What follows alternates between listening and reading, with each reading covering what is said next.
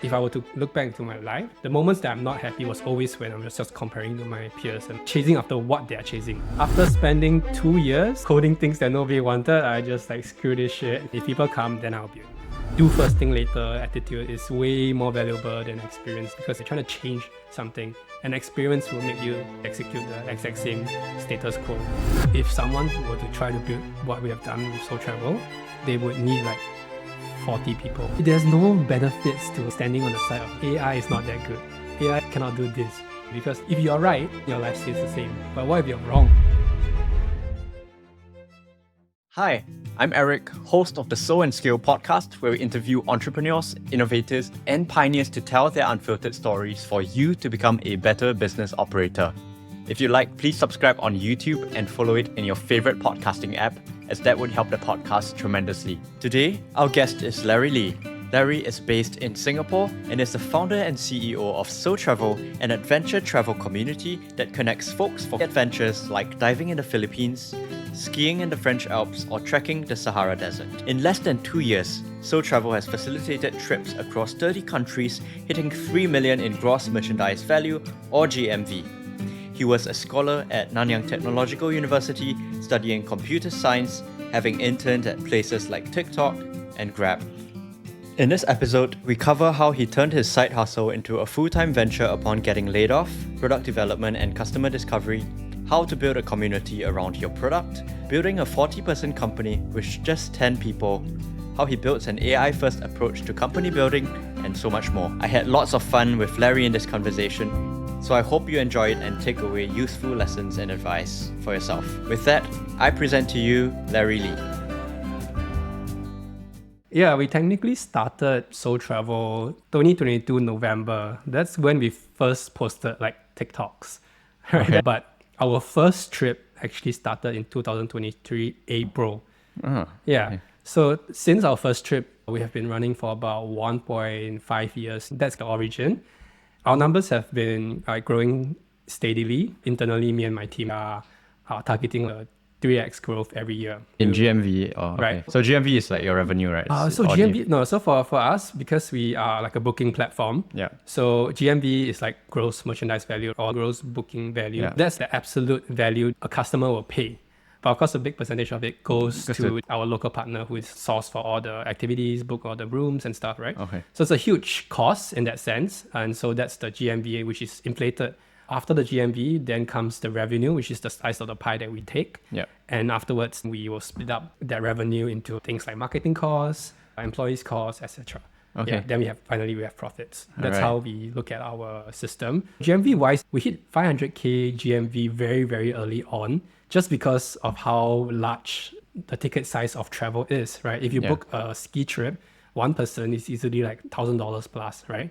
Mm-hmm. So just to get to a GMV of 500,000, it's just 500 people if you think about it. We actually got there pretty fast. Like we were transacting huge volumes, like about 4 or 5 months in from the first trip. So since the first trip, it took about 4 or 5 months in GMV.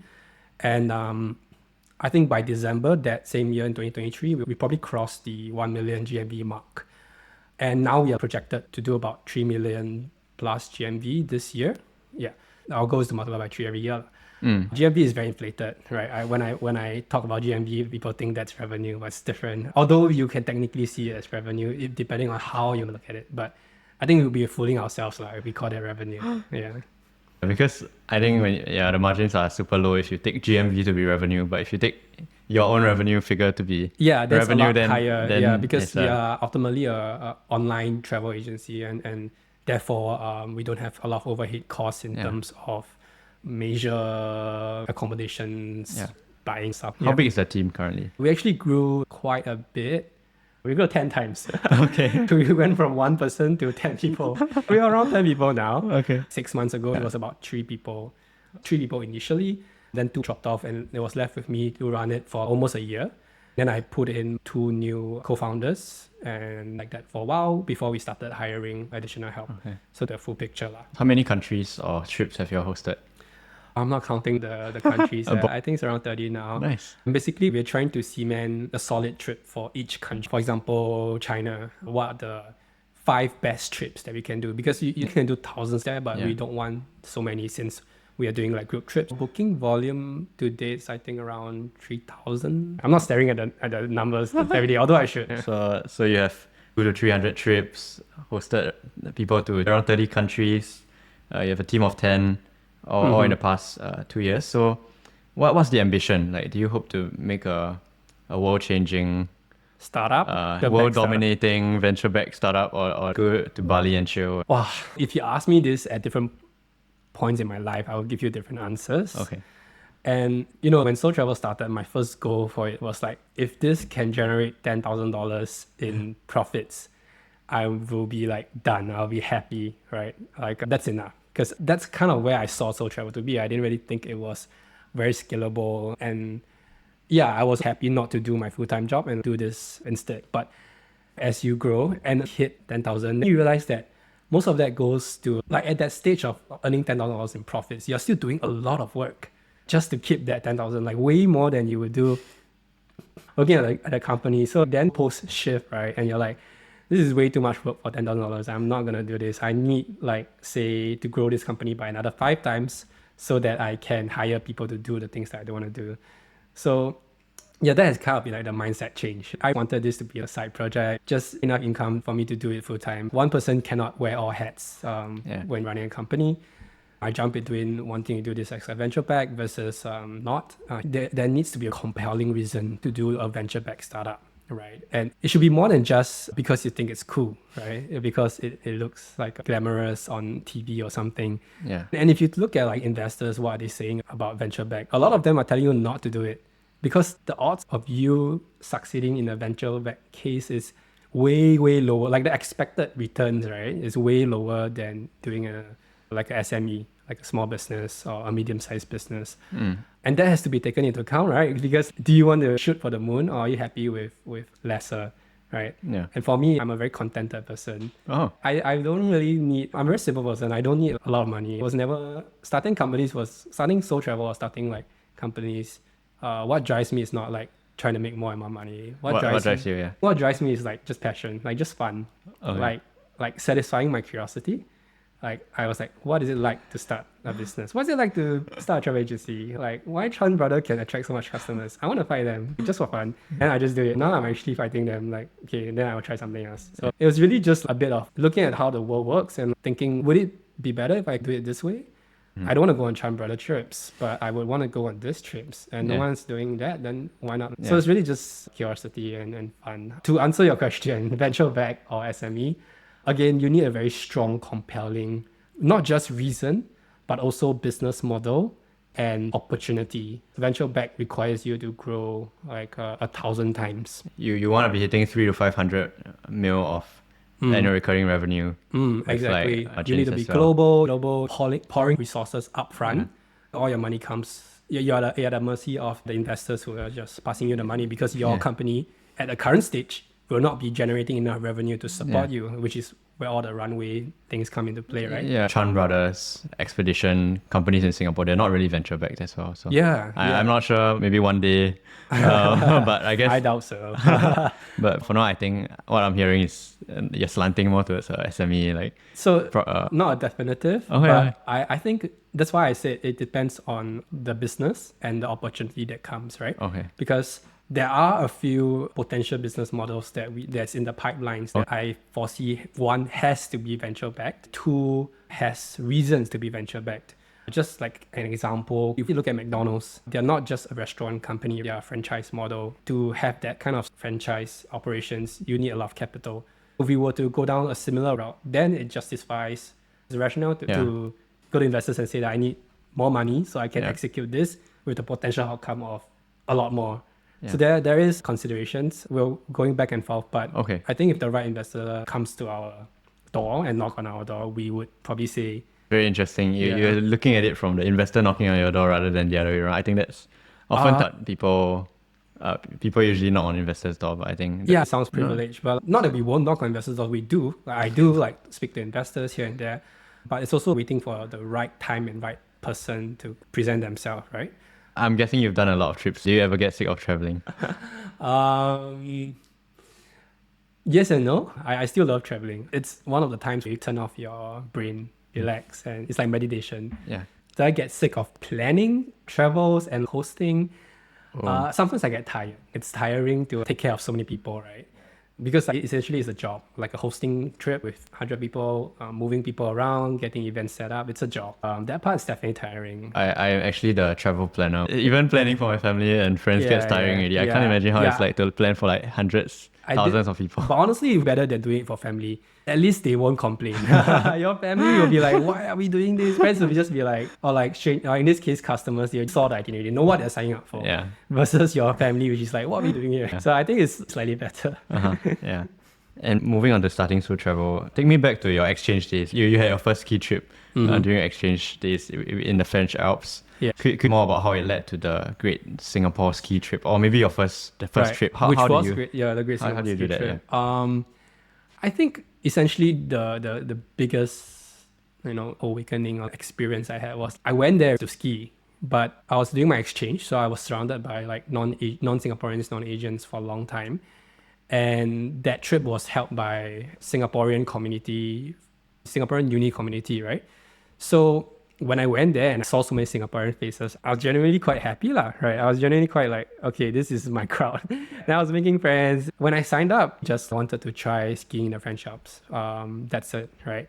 And I was just very surprised, like the interactions that happened and like the friends that I made there were like people that I actually would have been in a different world, lifelong friends with, right? If you had put me with them in uni or secondary school, we would have been in the same group. These are strong connections. We just didn't manage to meet earlier. So I just thought like, okay, this is very interesting. Because I meet people like during that trip, I meet people that was doing software, doing startups, and like those are people that I love to hang out with, right?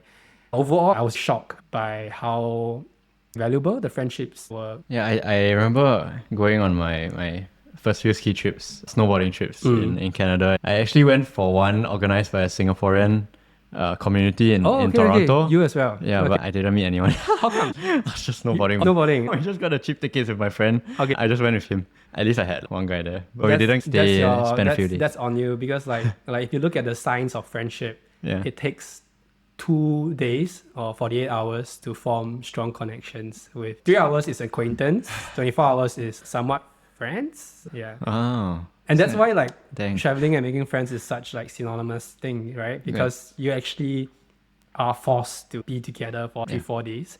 A lot of people come in on the first day and they're like just like a bit awkward. And then by the third, fourth day, they're like shaking each other, like, let's go party. It's hilarious to see this transformation because like it's surprisingly short, right? But actually very long as well. Because if you think about it, like just a sidetrack, but if you think about it, your close friends, like how much time do you even spend with them every month?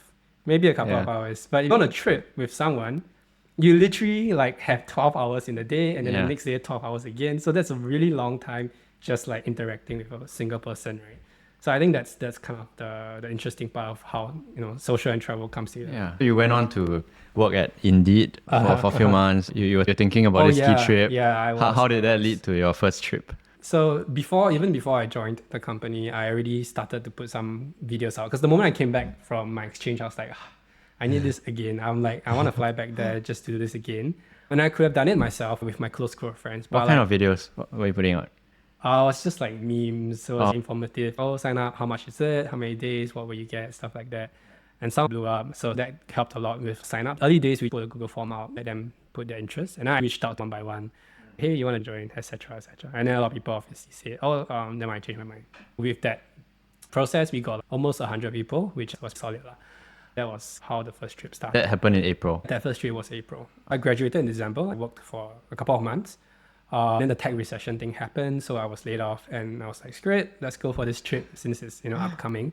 I did the trip, and then I felt like there is a lot of potential to turn this into something recurring, more than just a one-off event. So I pursued that. Before getting laid off, did you feel like, I just want to quit my job and start this thing? Or were you like, let's just see how SoTravel goes? My job was pretty chill. Like tech job in general is pretty chill. So I will work in the morning to afternoon. And once the day ends, I would close the laptop and I'll open my other laptop and start working on the SoTravel piece. And since, it was only just a few trips back then, it was pretty easy to put everything together. So there wasn't a need to go full time on it at that point of time. But I was definitely thinking if Sotravel presented an opportunity to work full time, I would take it. How did it feel getting laid off?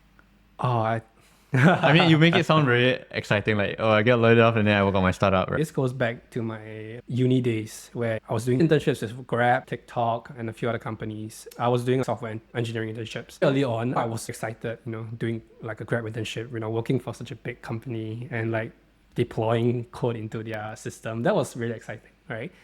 But like I loved it for that couple of months, but I immediately knew if this was my life for the next 20 to 30 years, I would feel so crushing. This is not what I want to do for the next 20, 30 years. I tried different companies. I tried TikTok. I tried everything else. And those experiences, they were great. But again, it's just like really not what I want to do. But by default, when uni ended, I just, by the track that I was already on, I was definitely just, this is the best route I could take, right? There was no like other opportunities per se that kind of like came up. So I went into default mode and ended up at doing software engineering. Yeah. I did it for a while. It was the same as what I've always felt, not what I want to do, not very fulfilling. And therefore, when the layoff happened, I wasn't too sad. I was actually quite happy. But nothing to do with India. Did you get severance? I got a small severance, yeah. I actually got a small severance, which I joke around that it's the seed funding for Sotravel. Oh. you did the Great Singapore Ski Trip. You make it sound so big, but yeah, it's really great. Yeah. Hey, it was great. Sorry, it was great. Yeah, you did the Great Singapore Ski Trip in April 2023. What kind of goals did you set for yourself when I went on a trip? What was running through your mind? Like, it was probably your first time organizing a bigger yeah, it was ski my trip, first time. What was running through my mind was, can this scale? Can this be a business? How do I turn this into something that can generate profits or generate revenue? I wasn't sure if we increase the price, will people still pay for this? What's our unique selling point versus just doing your own trips? As people enjoy themselves, and it was clear people are willing to pay more for this community curation, for bringing these people that would otherwise went on their own together. And like a lot of like the early days of like doing this I was just always wondering, like, would people really pay more for it? And like, would people be like scolding us like, hey, why are you charging more? Shouldn't you be charging less since you have like the advantage of like volume? Early on I didn't know, but now I know that actually like the volume comes with marketing, and marketing comes with expenditure, which is like the cost to get these people in. We save money on volume, but the marketing cost can easily outweigh this savings. Which all these thoughts were in my mind, like, is it sustainable? Can I do this again? Did I just lucky with the TikTok algorithm? How do I repeat this? Like, I had no idea whether I can pull this off a second time around. But all I knew was that people loved it and come back. At the end of the day, if you ask any business, what's the most important metric? It's always retention. From your internships and time at Indeed, what skills or mindsets were helpful from your software engineering internships? Okay. It was definitely just the software aspect, because I built out the entire platform like mainly by myself, and later on hired a bit of help. But even then I had to be the orchestrator, right? Like the tech lead, right? When like say, okay, this is the project we're gonna do, XYZ. So that's quite funny, because I actually got to tech, not because I wanted to join a tech company, but because I wanted to build things like Sotravel. I wanted to build other projects, other websites and stuff. And that's how I got into coding. What else were you building in uni? Was Sotravel the first one? Oh, it was not. I actually really vividly remember one of the first projects I wanted to do that kind of got me into coding. And it was like, I think this startup called Squirrel AI. So I think I saw it on the news. This Chinese tuition platform that's AI enabled. I think they raised like millions of dollars. And I was like, wow, that's a great business. I want to try something like that in Singapore. I had no coding experience, but my friends did have it. So I just put together a bunch of people. I was like, hey, you're interested to like just build this for fun, see where it goes. And I very quickly learned that it was hard to get buy-in from others. It's hard to get coders to do things when you don't know how to code yourself. So I was like, screw this. I'm going to learn coding myself. How hard can it be? I'm going to build this myself. That was my first foray into coding. I spent the next 3 to 6 months HTML, CSS. I was like crying, it was so freaking hard. But after a while, it was actually really quite easy. At the start, it was complex because of all the different parts involved. I think pretty much every website is built on that now. Eventually, I took that experience and I started building different things that I thought were pretty cool. Like I tried to build some job portal stuff. I built like an anonymous chatbot, some link in bio stuff. So like I built random stuff that helped me learn a lot about software engineering and startup building, because I learned that, people don't come if you build it. That's not how it works. Famous last words. Everyone says that. It's true. I built a bunch of stuff. I'm excited about the potential, but the people that show up will fall flat unless you're clear on your go-to-market strategy. You have plans for that already. Sotravel was one of the few things you marketed. Exactly. Like Sotravel was, funny enough, Sotravel was the only startup that I didn't start by coding first. I started by marketing first. And then it worked out. Where do you get the idea? Where do you get the idea to start marketing first instead of? After spending 2 years on coding things that nobody wanted, I just like, screw this shit. I'll just validate the idea first. If people come, then I'll build. I think that's something that most like businesses realize eventually. Would you have studied computer science if you knew where you would be right now? If you're asking me right now, today, would I do computer science? My answer will be no. But I will still pick up coding. It's never been easier to pick up coding because like the CEO of NVIDIA, he said that in the future of coding is just English. You tell the AI what you want and they build the code. So I wouldn't do a degree just to learn coding. But what I would do instead, is to take up a degree that I'm passionate in. I would do a different degree and I'll pick up coding as well. I would merge both sectors, right? Can I bring AI into, say, law? Can I bring AI into medicine? Can I bring AI into chemistry, etc.? So that's what I would actually do instead. Where did you get the itch to build stuff? That's interesting. No one really asked me that before. I would say it's just having fun. I think humans are naturally like builders. That's why business is just us building something that has monetary value. But if not business, you will be building, say, Legos, you'll be building games, you'll be building toy aeroplanes. I think humans are natural builders. Yeah. It's just whether they tap on it or not, like they lean to it. So I think a lot of people are actually pulled away from it. And for me, I just force my life path back into it. Because if financials don't allow it, I would be forced to do something else. And that might not be building something, right? Yeah. But I just always lean towards it. Like, I optimize for my happiness, optimize for what I want to do. That could mean sacrificing better pay elsewhere, but that's something I was willing to sacrifice. So maybe it's more of what are you willing to sacrifice to be a builder doing it. Yeah, will you be building if it didn't give you lots of money? Okay. Sotravel doesn't give me a lot of money. I only started drawing a salary from Sotravel about 2 months ago. The last 2 years, I've been earning nothing, drawing off my savings. Even now, I'm drawing a very small amount because most of the money needs to be reinvested back into the business. So Sotravel has yet to provide a good financial outcome. I do strongly believe that it can in the future. And that's the reason why I continue to work on it. So yes, it is very important that I have that belief that it will eventually there will be a financial payout that is worth all these years of not doing it, of not doing something else. You have to be practical in that sense that is the business worth doing? Because if you're just doing a business that is earning like your salary, then you're stuck. That's a job, right? You're not going to have opportunities to work on bigger projects, do things you like. And that's not for me, right? I optimize for freedom to do what I want. And freedom correlates to having more money. So that's where the money portion comes in. It has to be sufficient for me to do the things I want. No, I wouldn't work on Sotravel if I do not believe in it. Do you ever compare yourself to friends making comfortable salaries? Yeah, for sure. Okay, but honestly, a lot less than I did in the past. Okay. Because in the past, I was in an REP scholars program, surrounded by people easily getting high-paying jobs left and right? Like my friends could be earning up to like 20, 30K a month just off uni, that kind of thing. So definitely there was that, why am I not trying harder to pursue that route instead? It's very toxic. If I were to look back to my life and like when I'm happy and when I'm not, the moments that I'm not happy was always when I'm just comparing to my peers and chasing after what they are chasing. They were chasing after high-paying jobs, prestigious companies. At different points, I was also doing that. I think TikTok was a pretty good internship back then. So I did manage to secure some stuff that I thought was comparable to my peers, right? But I think it's a trap. Maybe that's for you. I don't think it was for me. I didn't enjoy being stuck in a company and having little freedom to do the things I want to do. Was this trip the one where Singapore Tourism Board called it? Singapore Tourism Board did call us up because we didn't have a license.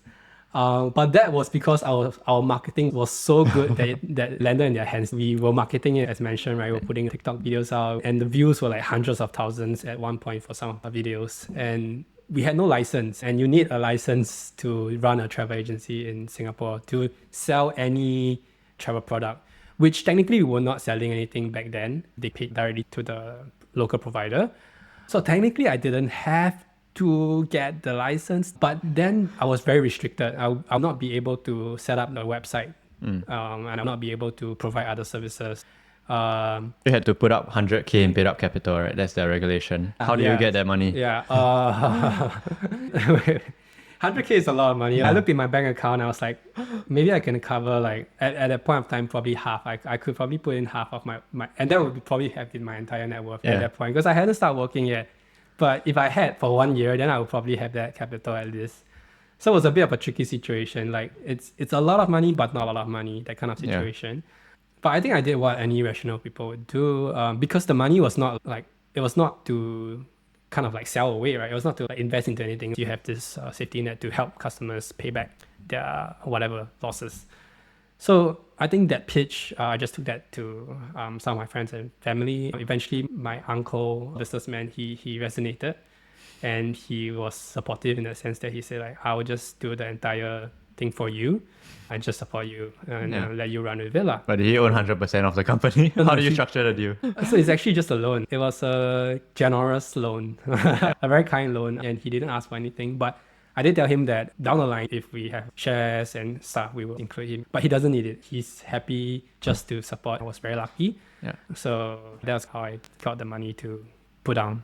Are you currently the sole proprietor of Sotravel? We shifted from sole proprietor to private limited. Sole proprietor was the easiest route, and in 1 year's mark we realized that hey, this is something that should be bigger and has to be bigger. We have to have more partners, and shares have to be distributed properly. How do you distribute equity? How do I distribute equity? If you're comfortable, it depends on the role, right? I brought in 2 to 3 more co-founders. It's more like art than science. On the co-founder level, you need to come to a number as early as possible. I think that's the wisdom that's been passed on throughout different startups. Because if you do it at the start, people will agree on it. If you do it later and you see success, people will be like, I want more, right? Yeah. No, I deserve more. No, you gotta do it at the start. And it has to be a fair value right from the start. If not, you're just gonna have a lot of conflict of like, is it enough? It is not enough. It's funny because I think back to putting the 100K of paid up capital up, Singapore Tourism Board, STB's website says that the manager needs managerial experience in the travel business. And you haven't even run a trip yet. I don't think it was a legal requirement. Yeah, no, it was hilarious because I was filling up the forms to get my license, and they were like, who is your travel expertise person that has managerial experience? Who's on your managing director board? And I'm like, directors? What is director? That kind of nonsense. I'm just like, am I a board member? I really don't know. But what I did know was I was looking at the forms that I was filling up, and I was like, this is why the travel industry for Singapore has not been disrupted yet. It was so stifling. Like, I had to actually go into my resume and change my resume. Okay, I have experience in travel because I did this before. Just crafted some nonsense. Yes, it's valuable to have experience, but if you're starting something new, that fresh perspective, like do first thing later attitude is way more valuable than experience, because you're trying to change something. And experience will make you execute the exact same status quo. So I'm thankful of not having experience, because I would say Sotravel, you may see parts similar to how travel agents operate now. It's because we look at existing companies and replicate those parts. But there are other parts completely no one else is doing. It's a novel concept, and we are running with it because we think it's a great idea. Building a travel company from the basics forces you to think in first principles. Maybe give me a teaser of what you've reinvented compared to other tour agency. Right. First principles, that's how I try to make every decision, whether it's business, product, people, anything.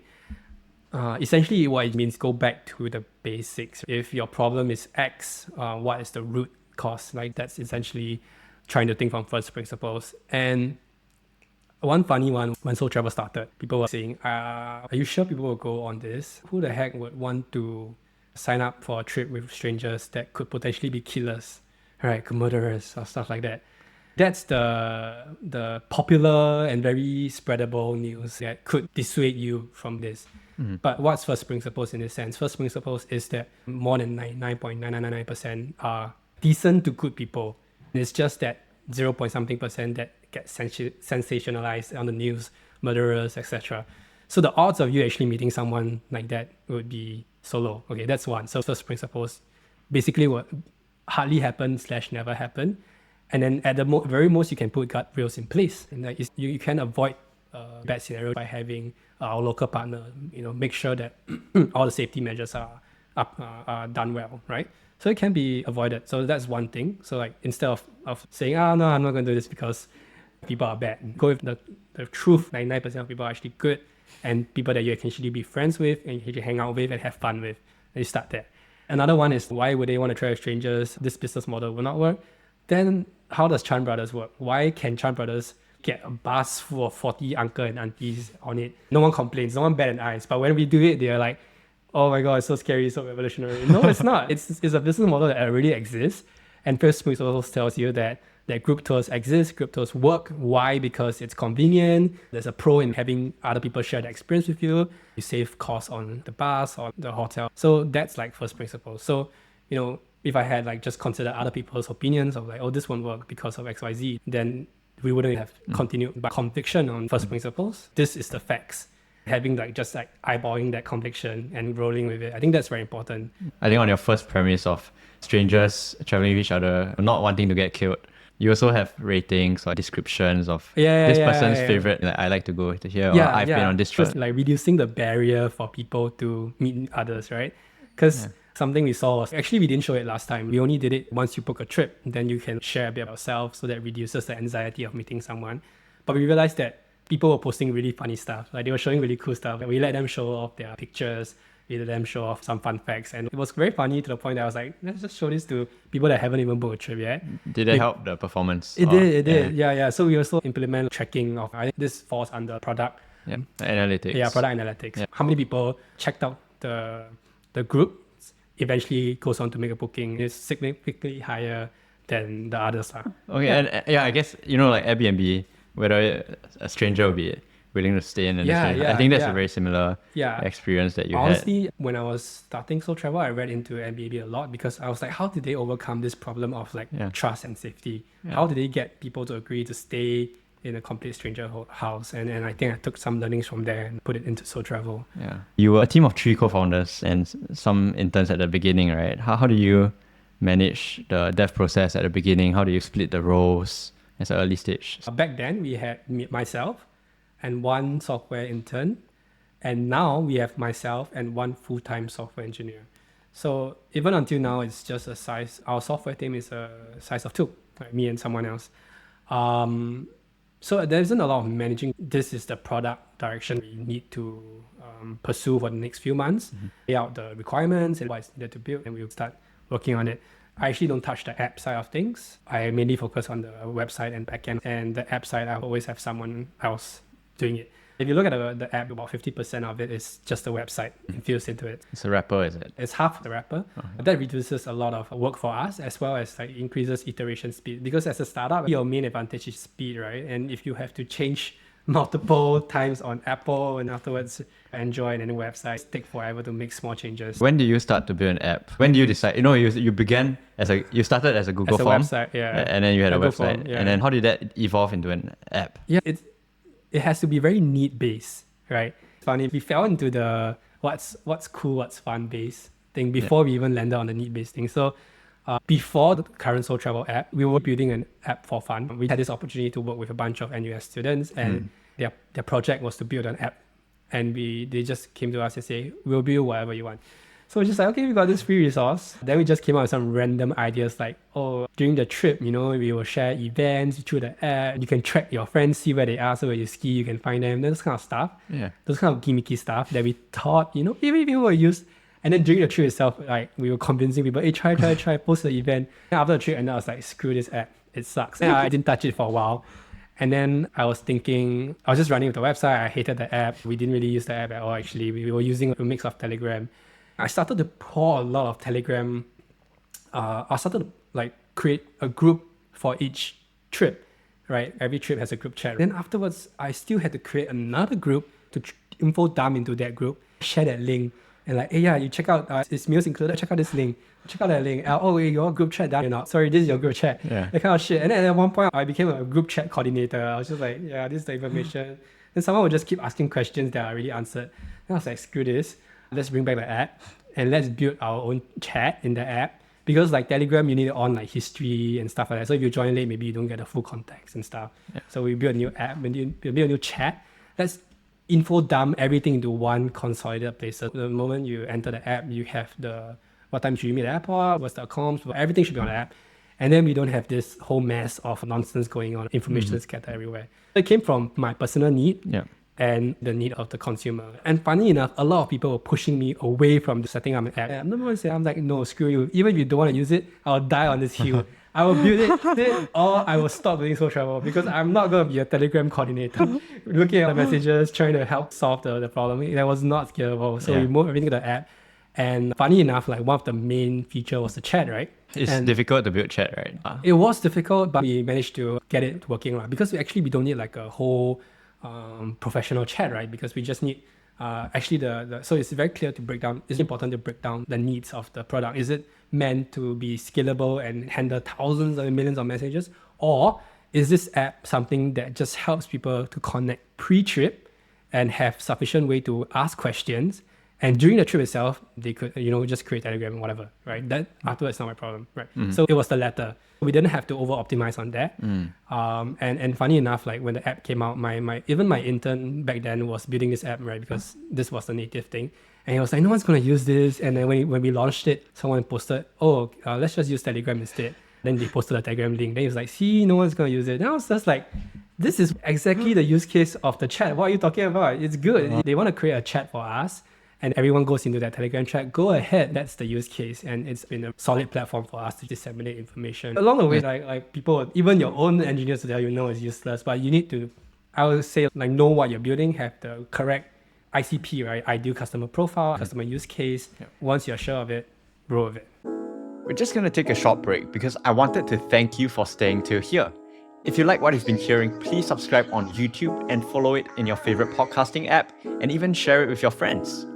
Join me in the WhatsApp group to connect with like-minded entrepreneurs and give me feedback. Thank you so much for listening, and let's get back to the show.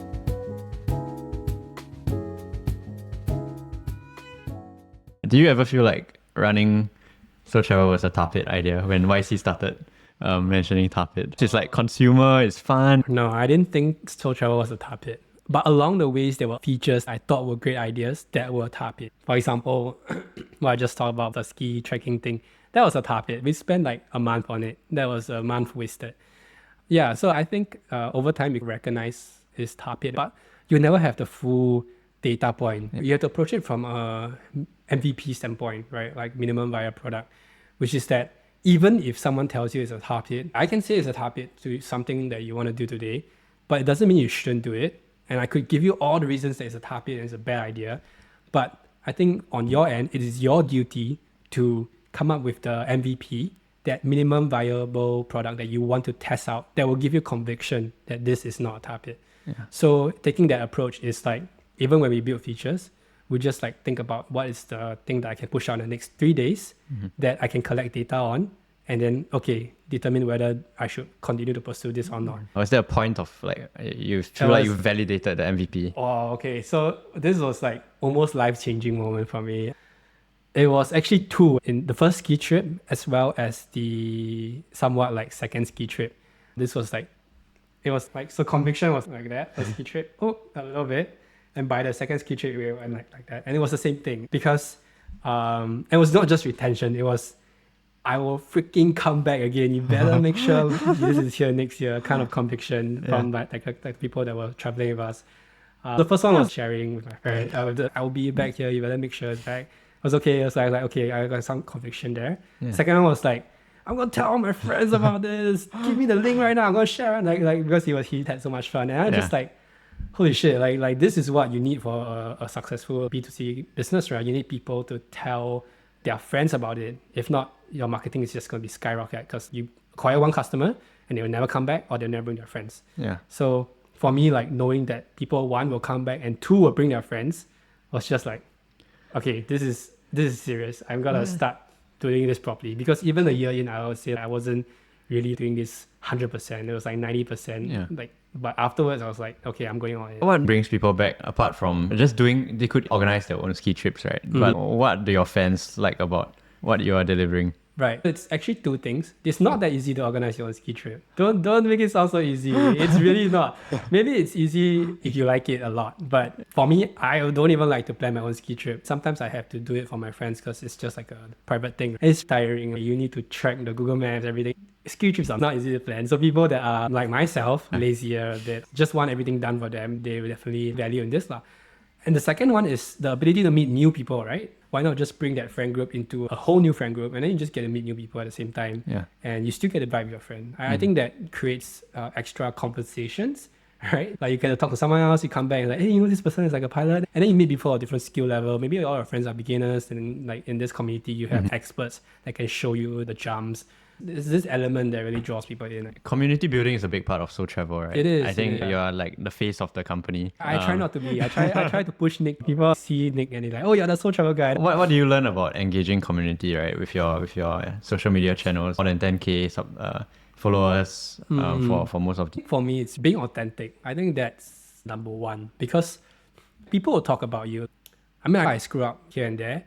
Like I have said some things that I shouldn't have. And people will spread that easily, right? And likewise, if you have done good things and you have like done a great job in terms of just being a good host / being a good person, people will also talk about it. That's just one aspect of community building, right? If you are the leader, you have to be making the right calls. You have to be competent in that sense, right? On the other side of things is really empowering other people to be community leaders. I try not to like I don't like attention much. That's why you see like Sotravel, we have like community leaders hosting trips, surf trips, ski trips.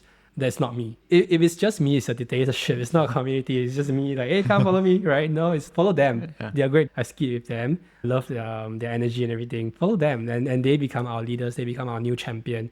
They become the new faces of Sotravel. People reach out to them and ask, how was your experience? That's essentially a community. A community is not run by one person. And I think that's something that that's something missing in some communities, right? They don't have that avenue for other people to step up and provide a service or a leadership opportunity. And it also makes Sotravel a bit more scalable. You can do more trips, more people course. Can benefit. Exactly. And like sometimes people don't like me or someone else, they can travel with someone else, right? So that's the avenue. Do you have to adapt your personality to grow with the brand? To grow with the brand.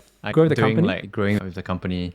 Do you feel like you had to adapt your personality? Self-innovations, posting pictures of yourself in a bikini. Oh, that's me. Like, I love to do stupid shit. Once in a while, not all the time. It fits your personality. That is me, but I'm not extroverted. Okay.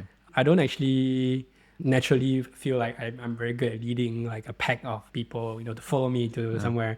I definitely had to work on what I say, how I say it. I think that's more like public speaking, not personality. I would never want to not be myself or show a different side, right? Yeah. And then that's what we go back to being authentic. You have to be authentic. If you don't like something, say it. If you like something, also say it. That's very important. Yeah. You built SoClub, right? The Telegram group for local community events.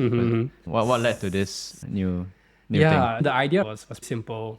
Traveling you can only do once, twice a year, before if you're lucky. The rest of the time we are in Singapore, right? And the whole things revolve around being a Singapore adventure community. So just having more touch points for people to connect was the fundamental idea behind SoClub, which I think worked out pretty well. But the reason why we actually slowed down on it, so we slowed down on it for a bit to reevaluate the kind of events we are putting out there. Now we are a bit more intentional. We don't just do jogging and leave it be.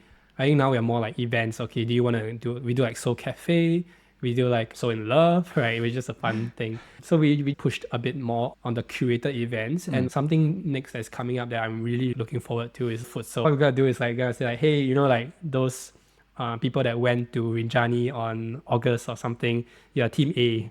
And then Rinjani or September, you're team B. Yeah. Okay, and then we are going to hold a futsal competition, come back and like everyone will get to like fight each other out and the best team will win. This is just like a reason, like an event. People like, hey, could draw, like get their pass friends to come back together and hang out again, because sometimes people just need reason to meet again, right? Yeah. It's a tool that you... It's Actually, do you need a break first? I'm okay. Okay. Is But this a tool? Sorry, do you see Sotravel as like a tool for retention? I see SoClub as a tool for marketing and community building. Is it revenue generating? Barely, no. I don't think so. It loses money. We are more than happy to like pay back in terms of community, pay back the community. When we organize, for example, the hikes, we have to put someone there. We have to pay them either in credits, cash, and stuff like that to get it going. So we're happy to lose a bit of money here to get people together. So it's definitely not revolutionary yet. Yep. Can it be? I think it can be if I really wanted to push on that.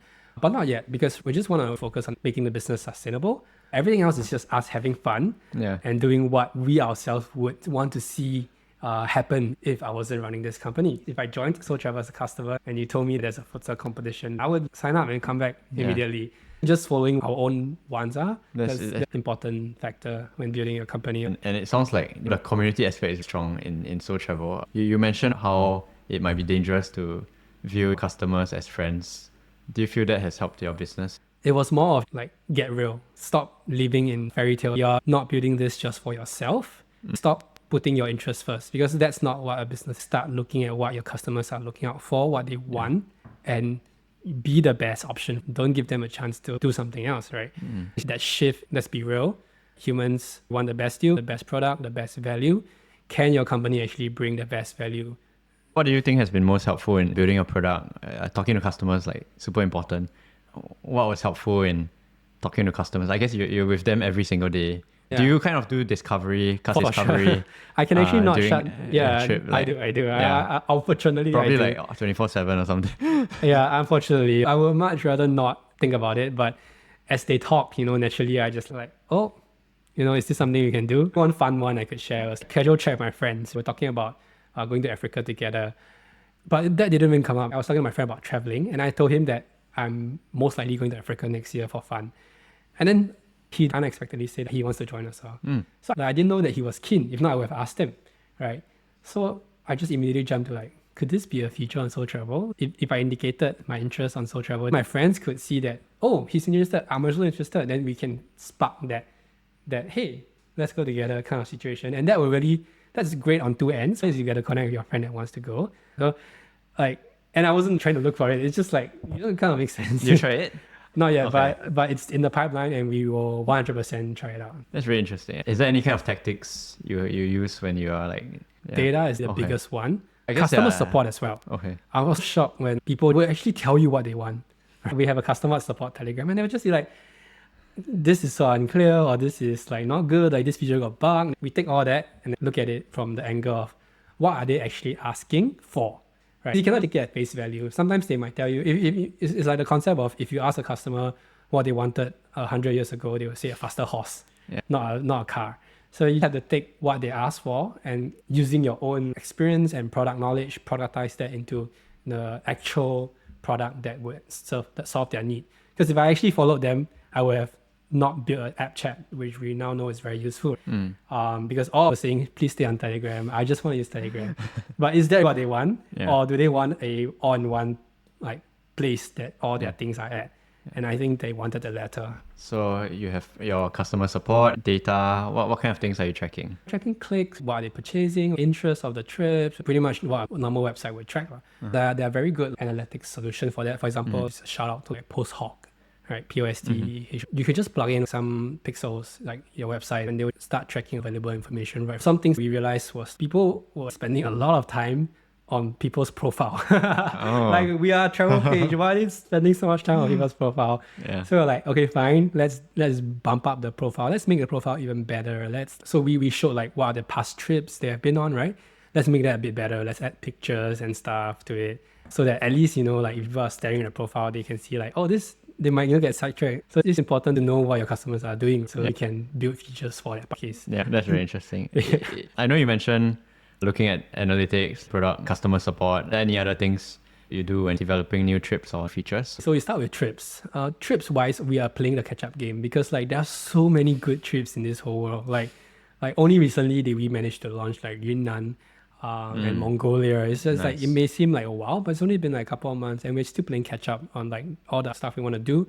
choosing which trip to do is not hard. I think the curation of the trip is really, really hard because we actually do have to go down to the country, talk to potential partners, and come up with whether they can come up with itineraries and see whether they can execute them, stuff like that. And we realized that the more effort we put into curating the trips, the more people enjoy it and the more they will come back. So that upfront investment pays off well. So that's what we realized versus say you just go on Google, look at the highest review, and then you just, okay, this one looks good. If you're playing the catch-up game, how are you planning to differentiate?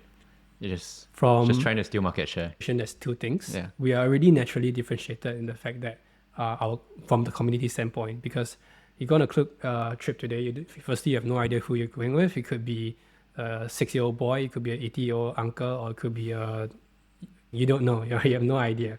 On the community standpoint, we already curate the people. That's one advantage. You're guaranteed these people are going on a trip, and these are people you actually kind of like would enjoy hanging out with due to like due to like age or what they work at. One unique differentiator. And the second one was kind of what I just brought up, going into the details of the trip. And not just taking the default itinerary. Before this in Mongolia, my partner was there for a week discussing details of like which are comms and what activity can we do. Like, can we cook bak kut teh on the thing? So one thing we're going to introduce very soon. I really hope to introduce this because it's something I want. Again, I always like think about what I want and like bring it to the experience, which is I climbed Mount Rinjani, and after the end of the whole Rinjani hike, the last day there's a campfire. And at that campfire, I say, are we going to make this happen? Which is that for every Sotravel Rinjani trip, we'll have Hai Di Lao soup or whatever you like to drink, right? We're going to have that there. And like no other experience, no other Rinjani trek will give you that. Yeah. And I want that, right? I think that makes a huge difference. Although it doesn't add a lot of cost, it just adds a bit of logistics. We have to bring it over and stuff. But on that end, it's like it adds so much happiness to me and to our future customers. So differentiating on just like that small things matter a lot, and I think curating the experience to the very detail, that's what we can like pursue to do better lah. So, and of course that's just on the tour aspect. There's still a lot of other areas that we can try to innovate on. Let's say aside from tours, if we were to go into unique accommodations or stuff like that, these are the stuff that would have an advantage in different ways. Quality and curation are very big things that you focus on. Is there a target audience? Yeah. I mean, I don't like to blanket it, but definitely the 20s, 30s, sometimes 40s as well. And do you hope to expand or double down on? Our trips some are strictly 18 to 40. Some trips are 18 and above. We will be introducing private trips for sure. If you're a family and like Sotravel experiences, you can book a private trip. We would expand our market ways. Maybe what's the product vision for Sotravel? Since we've talking about so many different things, you probably need like a few years to build all of this out, or maybe I don't know. What's your kind of product vision for Sotravel? That's a great question. I'm not like God or anything. I don't have 5 years vision. I have the 1 year, 2 years vision. Okay. Right? What does that look like? Yeah. Certain ones is like, because we're still playing the catch-up game, get all those good tours up and running. As mentioned, private trips, we have to get into that because we are really going down to the details of what makes a good trip. Why not offer that to not just families, but to maybe other friend groups or even companies that wants to do an adventurous trip but do not have the capacity, knowledge, or time to plan it well. So private trips are something we will have to do. And also tap into more social features, community building stuff. Now we have trip leaders on every trip. Can they share tips and tricks? On my previous trip, I was in Hanoi. This shopping district was way cheaper than the other one. Can I let the next trip know? These are community added features, benefits we want to push on for, such that like every trip gets better and better and better. And that's something that's very powerful versus a trip concerning quality. And how's the trip structured now? So there's a host or organizer. Sotravel's the organizer. You have a local host. You have customers. And we have usually a community leader. A community leader. This was a quite a radical idea, I would say, where we say like, why not like get our customers to be the group leader for the trip? And like we already have the real leader is the local partner. They will be like, hi, this is Mona Lisa, right? They want the information.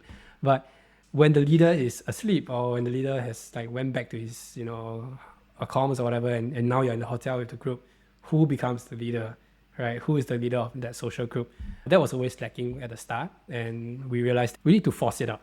So we look at our participants and say, okay, this person looks like a good fit. We'll just like text this person and kind of like get some information and eventually like propose like, hey, are you interested to be the group leader? We will pay you X amount of dollars. Most people have been saying yes. And also because a lot of these leaders are like people we know already because they travel with us and then we know them. Yeah. So it's an easy like yes for them and us, right?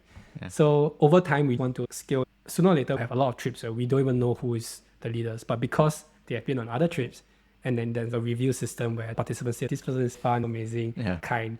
And we immediately like, please be our next leader and help move this community forward. Yeah. And I'm really surprised that it works out well for us.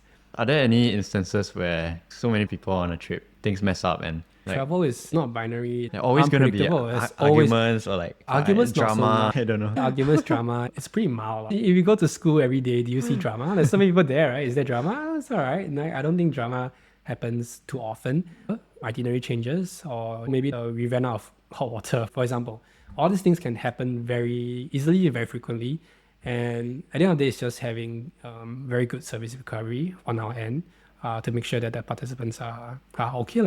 And you cannot, like, you prevent as much as possible and set up good recovery process. That's all. Customer inquiry recovery that you have to save some, I guess. Honestly, I would say, I mean, there was one that I talk about, but I think I talk about it too much. That like one of the customers was asking us to book her a helicopter evacuation, which was cost like $3,000 plus, $4,000 plus dollars just for her.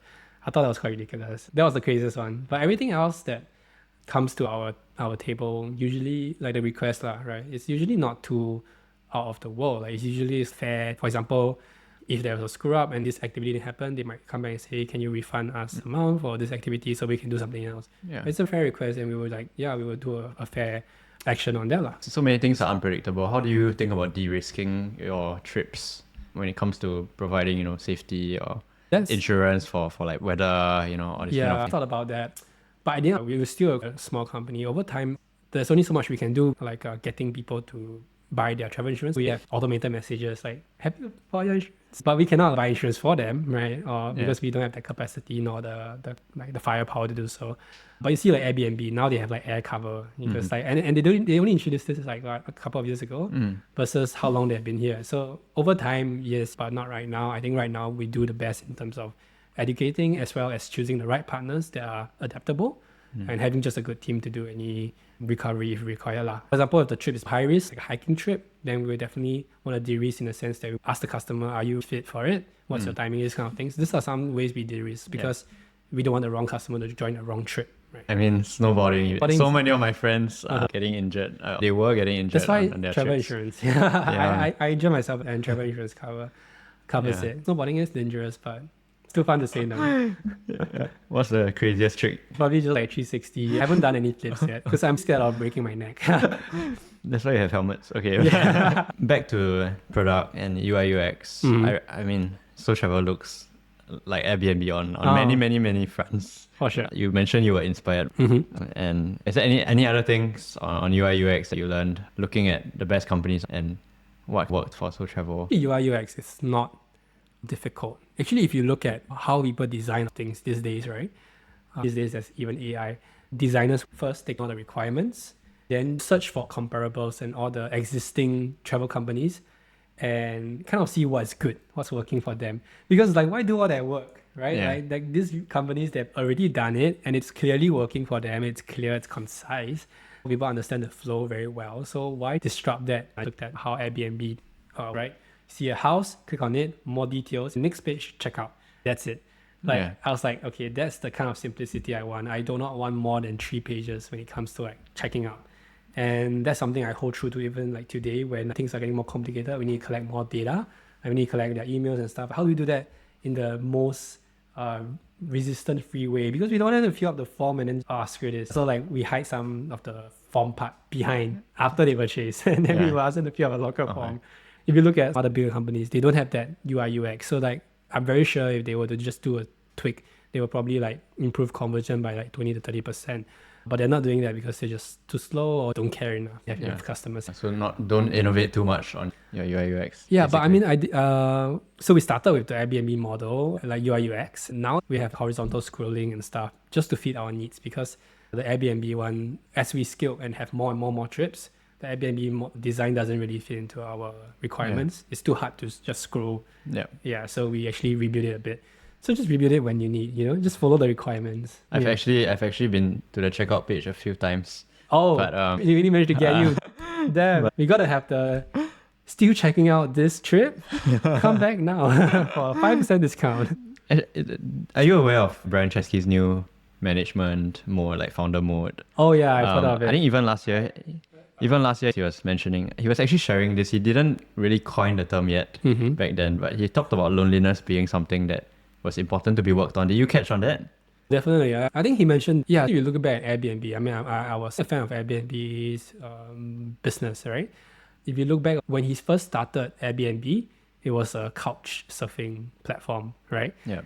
And he actually spoke in one of the podcasts. He said that if you spend 2 nights with a person, sleeping in their room, it's so intimate and will definitely create a friendship.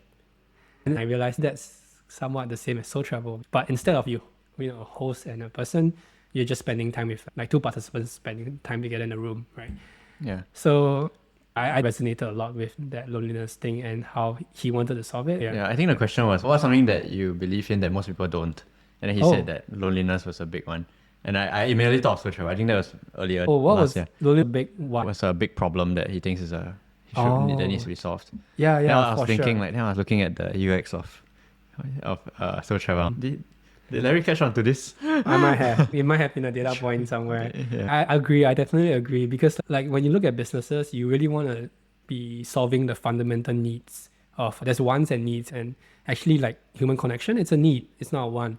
So just positioning ourselves there and like solving that need works well.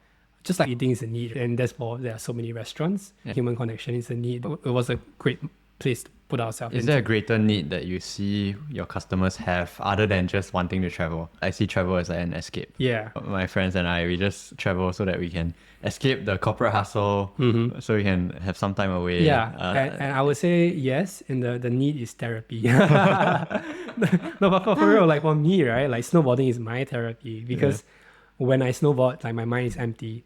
A bit like meditation. People have different forms of achieving an empty mind. For me, it's snowboarding. So it is a need in that sense of like therapy, a mental break, a mental wellness need.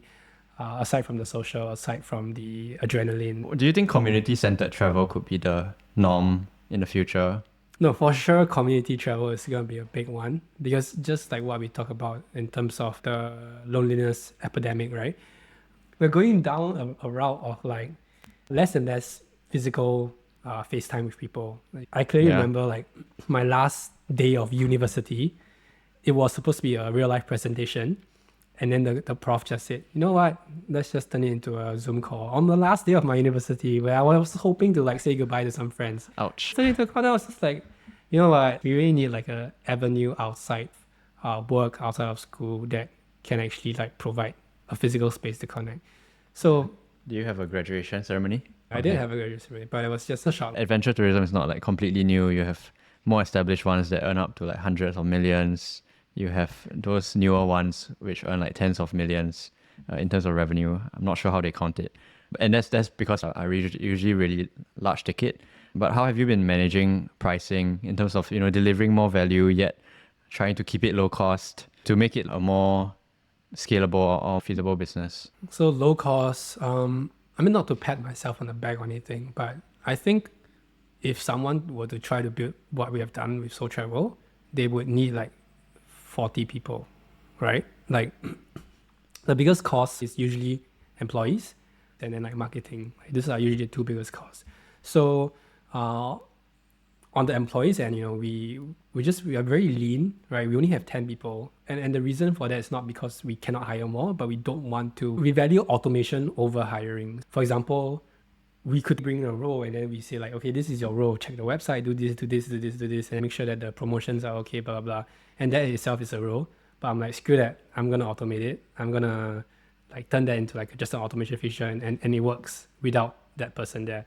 So just being very like, and I guess this ties back to my background of software engineering, being able to automate things that would otherwise require manpower is something that keeps costs down. Just like back to the group chat thing, right? Because we have our own internal group chat, we don't need a person to run around. We can also automate the group chat to answer customer support queries, reducing costs. Playing into the tech factor and having the automation mindset is very important. When you think of lower tech costs, that's how you keep prices low. But you also want to deliver value that people want to pay more for it so that your business is a bit more sustainable. So do you feel like there's some tension there that that you are able to resolve? Or Capturing more value, right? yeah, if you can charge higher prices, you'll also be more sustainable as a business, right? Boils back down to value creation. Yeah. Instead of just trying to earn more money, I will try and just think, how can I bring more value to customers? What are the areas our customers are not getting enough value that we can bring more? For example, why adventure? Why not city tours? Because the value we can provide via city tours is not that much relative to adventure, where it's more difficult to plan and stuff like that. And then, move one stage up. Now we are letting our customers book their own flights. Can we add more value and provide a concierge service where we handle flights and even book restaurants, right? Can we be that concierge? That would be another value added service that we could add, right? So I think along the lines is just if you want to earn more money, then just keep thinking of how much more value can you add to your customers. And because as long as you're adding more value, you'll be adding more revenue. Hey, we're just gonna take our final break. Once again, I hope you've subscribed to the channel and followed it on your favorite podcasting apps. I just want to thank you so much once again for listening. You could be listening to so many other things out there, and I hope to be able to create more podcasts such as this so that you're able to grow and be inspired on your own journey. Thank you so much, and let's get back to the show. Something really interesting I saw is that when you first post a trip, you actually have a certain price. But after people start signing up, the price starts to go lower. The value of a trip increases with more people on it. True, right? So if the value increases, we should increase the price. You can think of it as why are you increasing the price as people join? Our early bird pricing is cheap, almost like not making money on it, for example. Yeah. And therefore, we have to make money on the future purchases, right? Early bird pricing draws people in to snap up their spots faster. How fast can you get the trip to be filled up? If a trip doesn't fill up, it doesn't hit the minimum pack spot, then the trip doesn't happen. Think of it from first principles. There's more value when there's more people. Therefore, the pricing should follow that same strategy of cheaper to more expensive.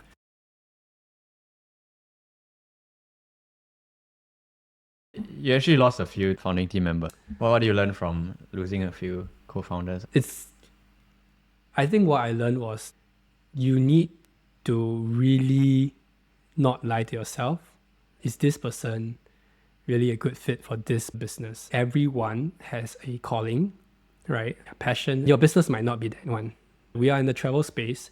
Maybe your founder likes cars and he's very talented, smart, good in math, coding, but this is not his calling.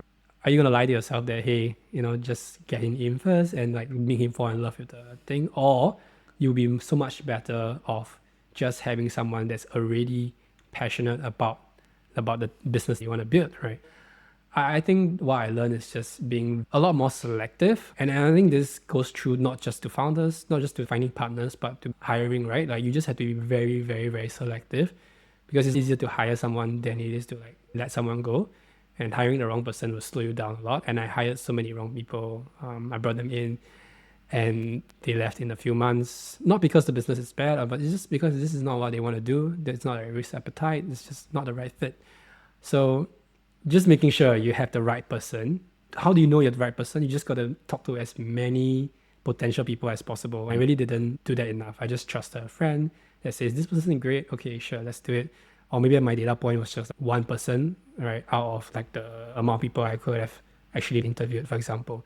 So yeah, I think the learning takeaway in this case is just really make sure you're choosing the best person. You mentioned being selective. How do you select them and what kind of responsibilities? I look for people that were very strong-willed and different from me. I was okay, so if you look at the sphere of what it takes to build a great team, I saw my strengths as these points. And then one thing for sure is that everyone needs strong grit and intelligence. Then there were other things like attention to detail, experience, charisma, or marketing expertise. I was lacking in some of these areas. When trying to form a team, I was trying to fill the gap. Because I want to come together and form the perfect hexagon. You get what I mean? What was the hexagon? Yeah. How do you feel the puzzle pieces? Nick is marketing lead. So most of the marketing today is handled by him. And I think he's doing a great job. Early days, you do everything, right? But my marketing was like at most a 50 percentile or 40 percentile, right? Yeah. Versus him, which is probably like 100%. And there was things like operations, the details of operation. I cannot really like I can, but like I hate staring at details down to the hour. There are people that are very strong in that area. I think maybe you are. Oh, you're not. But yeah, so I found someone that's more detailed that could make sure, like, we have like Hai at Rinjani, right? Like these kind of things, like the details must be there. The person must be thinking of these kind of things.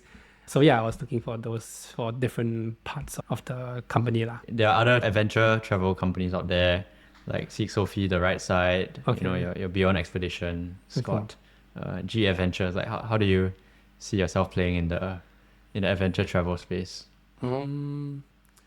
So honestly, I think the pie is big enough for all of us to like coexist. The ones you mentioned, aside from one or two, don't lean into community. For example, Kontiki, if you travel with them, yes, they are kind of like a social travel, community travel kind of thing. But it'll be all Australians and Americans, the familiar of the experience. And that itself is a differentiator. Another big differentiator that we have versus a lot of these companies, again, is back to our mindset of reinventing travel. This is just our starting point. We're just getting this to a point where it's sustainable. And then we're going to release the docs on the other things we want to try. Private trade, concierge, AI, a social platform. We're just starting out. The differentiator will be very clear over time what we can do. The biggest differentiator is kind of like our goals, dreams, and where we see it eventually being. You put one block beside each other, they're the same. Yeah. But we're going to stack more. Eventually, we will not look like what you have mentioned. Is this your product vision? Is that right? In some sense, yeah. Like where we are heading and what we will do will be very different. Every small thing will differentiate us in a very different, will lead to a different path. Yeah. And it doesn't matter. Every company is just doing what they believe is far good for them and us. How do you think AI is going to shape travel? AI is not just going to shape travel. AI is going to shape everything. I've always taken a very extreme approach when it comes to tech. During the blockchain boom, I was very like, guys, this is a revolutionary shift. There were way more bullish people, but I was intrigued. I always stand on the end where it's like, what are the possibilities? And it's endless, right? On the AI side, like, there's no benefits to standing on the side of, oh yeah, AI is not that good. AI cannot do this. There's no point in standing on this side of the field because, like, if you're right, your life stays the same. But what if you're wrong? and AI can do everything that you thought it cannot do. It just makes way more sense for your life to stand on the side where you believe that it's going to be way crazier than what everyone expects. And I think that maybe I'm not even thinking this as that crazy, but I think that AI would probably replace 99% of jobs we are doing, including you and me right now, right? Like, I mean, it's already happening. Like, this could be AI, you know what I mean? It will be one day. I think if we come back to what can we do knowing AI would likely replace almost every single job in the future, what can we do given this information? When I ask this question, I point back to what is the competitive advantage of being a human? Of like you versus an AI. I think like you really have to sit on that. You really have to evaluate like, will AI be better than you in this aspect or not? Everyone have different answers. Some lean into performance, culture, arts, acting, which is true. You'll probably have a competitive edge over AI for a long time to come. But definitely like business, right? I think there's a natural competitive edge if you start your business versus AI because fundamentally the world is run by humans and humans follow humans. So business is a lot of partnerships. It's not just you doing your own thing. It's partnering with a local vendor or you partnering with a bigger company. And how partnerships happen? It happens through meeting that person face to face, forging that connection, forging that trust, and afterwards that partnership. I would lean into areas where human connections are valuable in terms of just like how I see things moving forward. And on like Sotravel end, it's really just like waiting for the opportunity. So like on the end, I'm hesitant to hire now if I feel that this is a role that AI could replace in a year's time or 6 months time. I would probably try and wait for AI to advance or to build a system that could, because I don't think it's great to hire and then fire someone.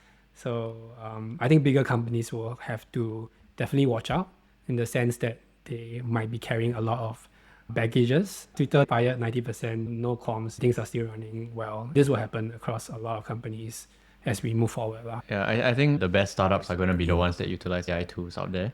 So Like AI enabled yeah, AI company. enabled startup. What kind of AI tools or SaaS that Utilize? you found helpful? So I Yeah. mean, coding I use like Cursor. So Cursor is like a VS Code, but like they build AI into it, so you don't have to like ChatGPT. Like they have context of your entire code base, that kind of thing. So that's on the coding side.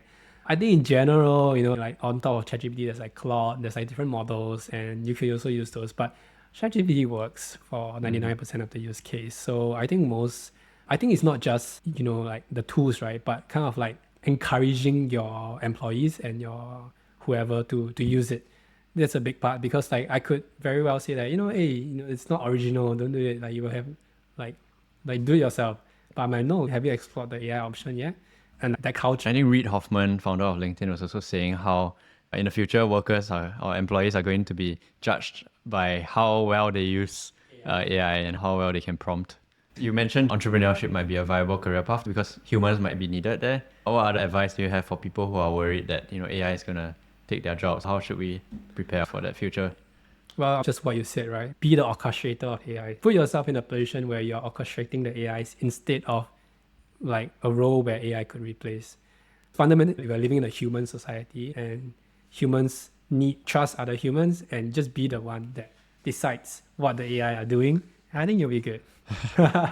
Hopefully, with the rise of agents this year, I'm sure you're aware of the AI agents that have been coming up. Are you looking to build any sort of travel agents or utilize any of these? I guess agents like going into your phone and booking things for you. I think recently Claude released a video on how they can book a Deliveroo or food for you. For sure, we are always like for myself, I'm always eyeing on like what can I do with AI because it is a platform shift. It is something that can be that big difference between the next company that's like what the other competitors you talk about.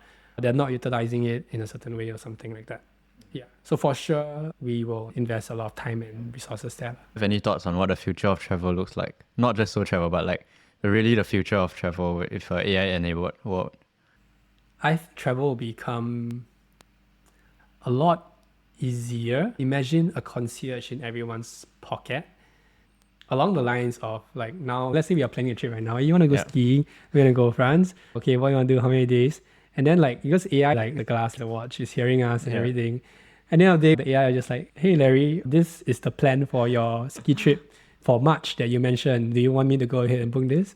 Yeah. And can you add in some reservations for a recommended restaurant? They say, sure. Done. Get me the best flight prices and everything. You just do the final check and accept that everything is booked. I think that would be visible. And I don't know who it will come from. Maybe us, maybe ChatGPT. I don't know. But yeah, I think that's the future of travel. Were there any other internal tools that you built? Oh yeah, we have our own admin portal and our own management platform that we had to build. So like, for example, our local partners, they also need a platform to look at. What's your thoughts on ESG for environment, social governance? It has popped up. Like, I mean, it has came out like because like we have say employees or members that are more green than others. My goal is to leave the world a better place, right? And for now, it's just not the focus. But if we have a lot of resources, then it's about optimizing travel is comfortable, right? Because this is not what I'm thinking about now. I'm not thinking about how can I make the environment better now. If I was, I wouldn't be running Sotravel, let's be honest, right? But I do care about the environment. I don't like to waste stuff. I'm very against wasting money or resources. And definitely, like I said, leaving the world a better place. So in the event that we have sufficient resources, then I would start thinking about, how can we take these resources and create a more environmental friendly world, right? And it doesn't have to be like Sotravel related. It could just be like starting something else that, I don't know, capture carbon or investing in a startup that's already doing this kind of efforts. And by investing, you're just, you're getting the benefits of pushing that forward. Yeah. So yeah, my frank answer is I'm not thinking too much about it, but I want to, be part of a movement that pushes for it. Yeah. And I think as a startup, you have so many fires you're putting out. Yeah. You have only so many people and resources. Yeah. Definitely. Yeah, but I do that. I'm definitely aware that our flights killing the environment, right? Like we're taking flights. But let's be real, if Sotravel is not here, you just travel anyways and you take the flights anyways. So I don't think that's the solution. Humans always choose what they want and what's best for them. And then it's our job to come up with another solution that will mitigate that. So it's our job to invent something that will reduce all the carbon that's being produced that is not related to maybe the airplanes or maybe to inventing a better airplane. People will try and push it around, but collectively we are all responsible for it. I think that's true. Any stories on dealing with rejection or failure while you're building Sotravel? Sotravel? Every day is a opportunity to be rejected. And I say opportunity to be rejected because it is an opportunity. Every rejection is an opportunity. It's a telling sign. A no and a yes is better than a maybe, right? Just getting an answer, a definitive answer, it's a data point that points you to eventually the right direction. Early on when I was releasing trips, I was scared that no one would buy it. There's effort and then no one buys it. That to me was a fear of rejection. Now no longer. Now I don't give a shit. Like try, right? That's my approach now. Yeah. But back then, when there was only 3 trips and I was putting out the 4th, if no one booked, my heart would be like sunken. Yeah. Yeah. So like there was those kind of rejections, that like micro rejections, where it's like getting data points that actually, people don't really want to do this experience. Like, there was rejections on say like employee end, like this employee wants to leave and doesn't want to stay, and you're trying to convince and they don't stay, and it's fine, right? Like I think that again, like it's fundamentally you need to keep people that wants to be here. So that itself is a rejection that I don't take it very seriously, because I think it's just opening different doors of life. Yeah, I think you're someone who seems to always be looking forward as well. And even rejection is an opportunity. Yeah, it is. I mean, you have to be very optimistic if you want to be a business owner, I would say. Yeah. What made you so resilient? What helped you to view rejections as opportunities? Honestly, getting used to it. Initially, I actually was sometimes hesitant to even market the trip. I think there's this thing called rejection therapy. So you kind of get used to it and eventually you don't even feel it's a rejection anymore. Yeah. So I think it's like putting in the repetitions. That's one. And the second one is a bit like your case. You reached out to me. I don't even know you. Were you not scared of being rejected? Like, I think like... I was. Yeah, okay. So like behind the rejection was a potential payoff of getting something you really want. That's how you should view it, right? Like the reason it's risky is because the potential payoff is high. It's something that people do not do enough. That's why they're scared of, and therefore you should do it. Like that's a reason to do it. Like it's the mentality of going after markets no one has gone after, launching trips no one has done after. It's risky, but if there's no risk, there's no reward, and that holds true to anything. Yeah. What keeps you up at night these days? Too many things, but also not many things. What keeps me at night is working. I work better at night. So like I would usually wake up quite late, maybe like 10 a.m. Yeah. Plus then I would work until like 2, 3 a.m. Sometimes 4, 5, depends.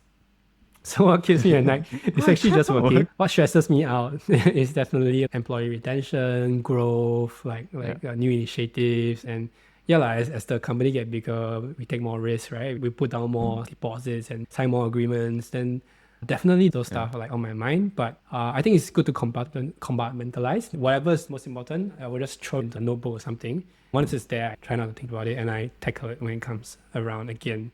If not, I would just be thinking about it forever. Bias to action. And honestly, just don't think. I realized the problems will just disappear because you solved it. Moving on to some reflections. What has helped you most in this journey of building Sotravel?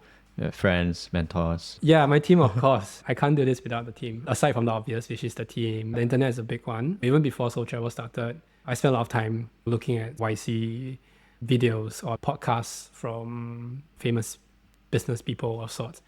And it's like that community that, is not accessible through other means, right? You do not have that physical connection with them. But online, the advice that you get from those videos, they're like things that I take and build Sotravel with. So definitely I would say like if you're in a space where you do not have the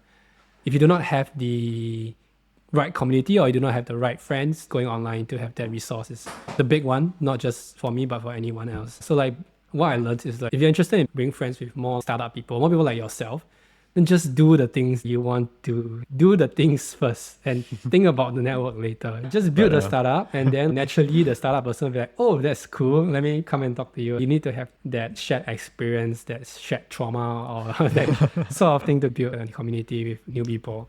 Yeah. What's the biggest transformation you've seen in yourself from your time building Sotravel? Becoming more realistic.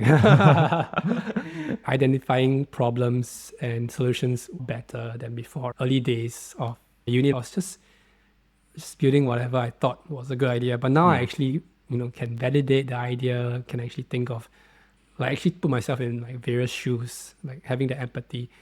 And the biggest change was also like all the misconception I had about building businesses and about just running a company.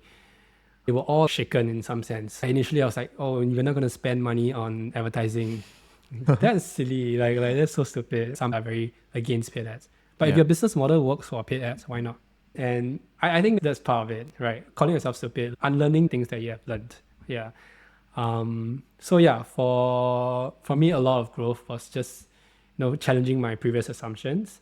My eyes really opened in terms of how things work. At every point, back to the example of traveling with strangers, having time and time again conviction and then proven correct just gives me like more like a knack for identifying what's like the future outlook of certain things or things that we should work on. I think that has reshaped some neurons in my head and how I think about things. Yeah. What's your favorite part of the job? My favorite part of the job, I think freedom. Autonomy, right? Maybe not many people want this, but for myself, I've always been like free spirited. If I have an idea and you tell me no, I'll still want to try it out, right? And in big companies, I can't, because if you tell me no, I do it, I get fired. So I think just having that autonomy and being in the driver's seat, like I want to go left, I go left. I want to go right, I go right. I enjoy that. And it doesn't matter if I'm building Sotravel or another business. Being in a place where you can decide in some sense, your fate, in some sense, where you want to go, being the driver's seat, that is my favorite part. So it doesn't have to be pertaining to Sotravel. But if pertaining to Sotravel, I mean, I love snowboarding, and getting to snowboard for a living is great. And it's also one of my favorite parts. All right. Thanks so much for this. I'm going to move on to the rapid fire rounds. What are 2 or 3 books you've recommended most? Oh shit. They all come to my head. I've seen Nicholas Taleb's books early on. In my life, I read about randomness and enjoyed the rational, logical thinking. I freaking love Lee Kuan Yew books. Singapore is the most successful startup in the world. I don't care. I'll die on this hill again. Like it's the GDP is probably comparable to Google or something. So and Lee Kuan Yew built this amazing country, and he has wrote books about how he did it, how he managed the country, how he thinks about policies, down to the very detail. It's a gold mine. Hard truths. Oh, yeah, Hard Truths is pretty good. Hard Truths is very digestible. The others are more long-winded, but still a lot of information to grab. The book that I was talking about, the comedy book, it's called Get Together. It's about just like how do you build communities and what is a community and stuff like that. Yeah. Cool. Few more show I enjoy. I love like I'm a sucker for Disney. I will pretty much watch any Marvel or Disney show if it comes out. Yeah, I cannot. It's a yeah. Okay, there's cool. A sucker for that. A favorite meal? Probably mala. What's something people often get wrong about you? That I'm very I'm extroverted, high energy. I'm actually quite chill. I love travel planning. I hate travel planning. Oh yeah, you mentioned. What's something you wish more people asked you about? I like to talk about like what we are talking about, AI, business, and I like to engage in this kind of conversation. Definitely more about company building stuff and community building. I would love to share more about my experience on these kind of topics. Okay. If you weren't running businesses, what kind of job do you think you would be doing? I'll start another business. Okay, sure. Give me a snapshot of like an ordinary moment that you enjoy, that brings you great joy in life. If you didn't say ordinary, I would say snowboarding. But ordinary, I think kind of being alone in my room, eating and watching a degenerate anime or something and tuning out. I don't think about anything during that 30 minutes. It's like my meditation. I would say that's my ordinary moment. But I think a lot of people like to tune up, right? Basically turn off their mind. I think that's what meditation is for. So people have different approach to it. Yeah, for sure. What's one thing that you're grateful for? I'm in Sotravel, for sure. How can listeners find you and be useful to you? What is useful to me? Or like help you out? Help me. I mean, if you're a talented guy that wants to join Sotravel, I'm happy to. But you're not hiring.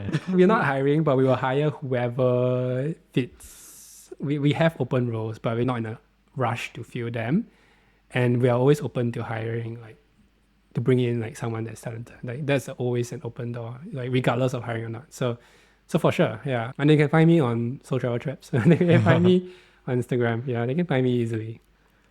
All right, cool. Thank you for speaking with me, Larry. Thanks so much, Eric. I really appreciate this. Thank you so much for listening to the Sow and Scale podcast. I'm your host, Eric Tan. I hope you enjoyed this episode. Don't forget to subscribe, leave a comment, a like, and follow it in your favorite podcasting app. A review, as that will be extremely helpful. You can also join our WhatsApp group where you can provide me with feedback and chat with like-minded individuals. Thank you once again, and see you on the next episode.